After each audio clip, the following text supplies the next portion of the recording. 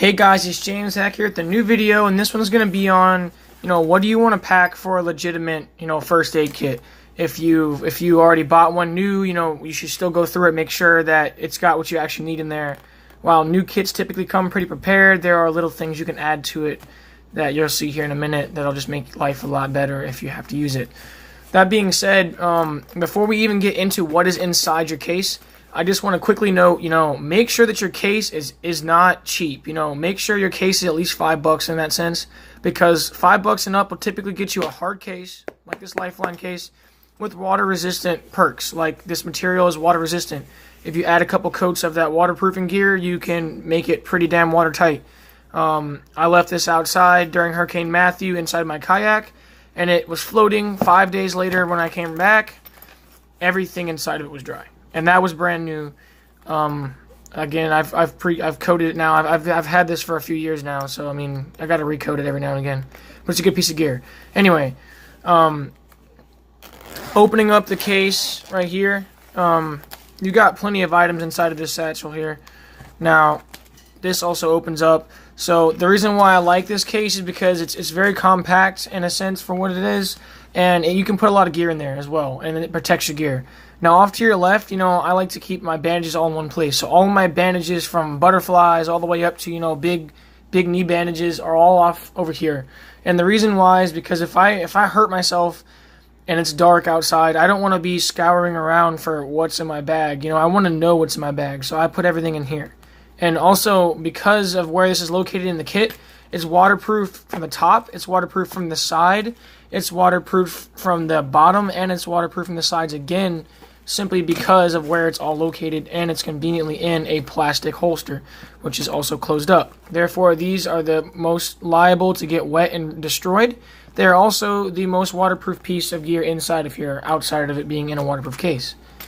Alright, now the next thing that you need, obviously you need a bunch of bandages, like little stuff, because that's what's typically going to happen to you.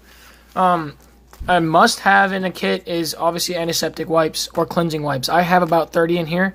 They just case right across here. Those are a necessity. Again, I can't stress that enough. If you don't have these, your band-aids are practically pointless. You're going to get infected. You're going to put a band-aid over something that's already got germs on it, and it's going to just give it room to, give it a nice cold, damp area to fester and make a really bad wound. So you need those in there.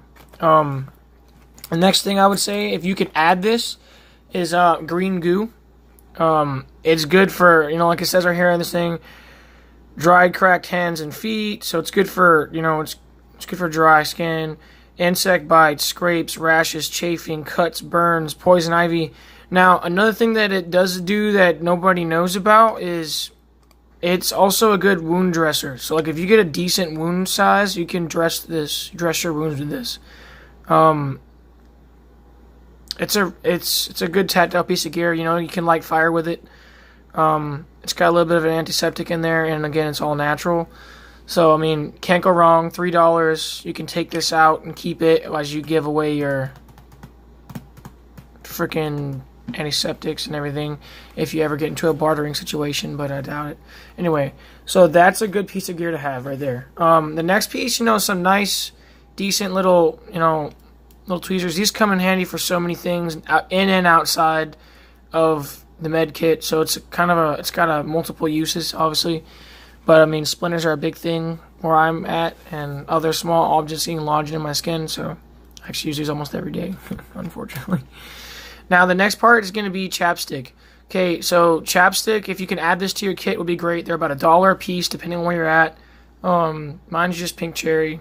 Oh, classic cherry, sorry.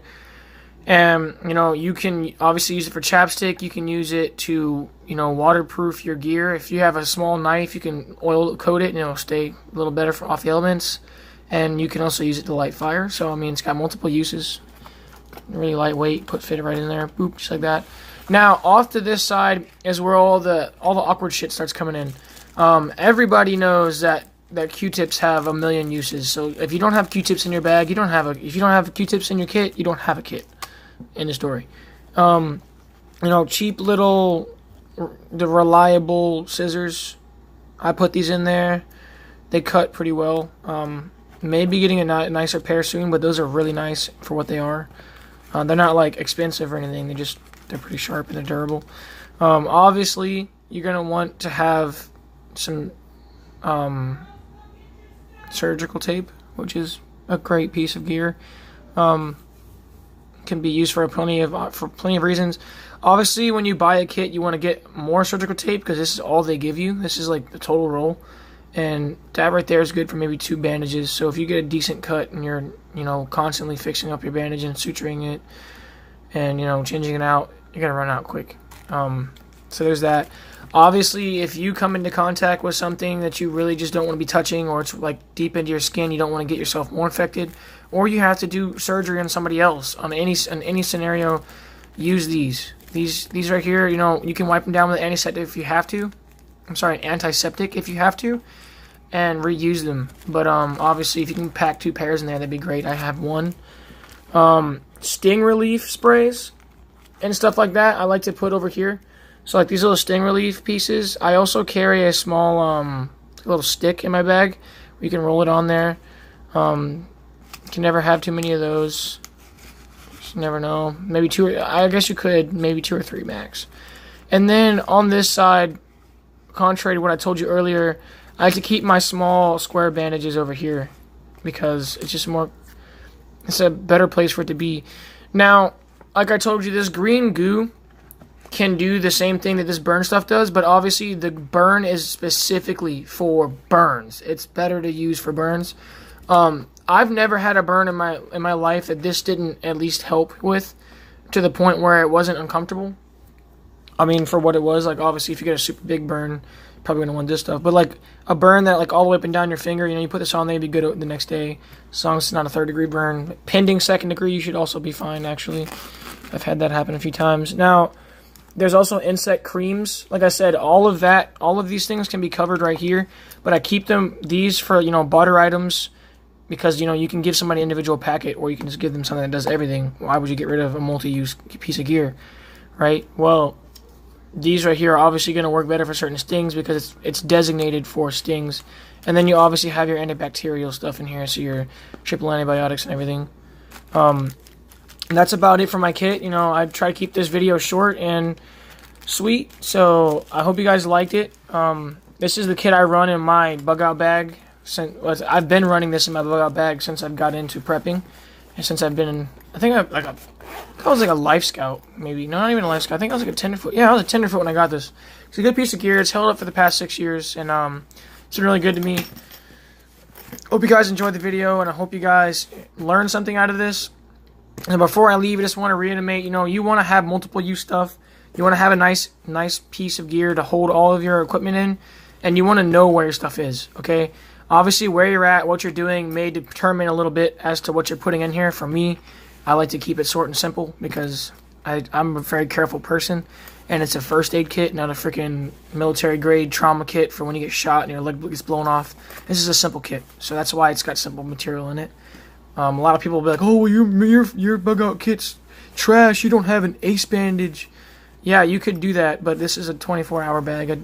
If you hurt yourself in 24 hours, and there's a reason why you're out there for more than 24 hours, you're probably going to be screwed. So, I mean, yeah. The reality is, if it goes past this right here, you're going to need to seek medical attention. And if you don't get it soon, or within about a week at max sometimes, you'll be dead. So it doesn't matter.